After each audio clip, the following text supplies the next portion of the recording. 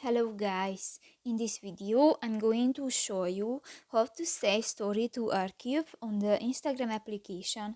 But first of all, I just want to mention, please don't forget to subscribe to our channel, because at 100,000 subscribers we are going to show you our YouTube revenue statistics and growth strategy, how to make money online.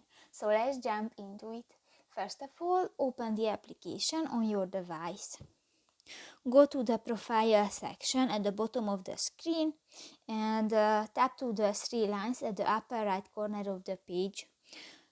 Click to the settings and privacy option, and in the your app and the media section you can find the first option, the archiving and downloading, and here you can find the saving to archive section, and this had the first option, the save story to archive, and if you want to enable, just click to the next white circle and done. So that's pretty much it for this video guys. See you in the next one. Bye bye.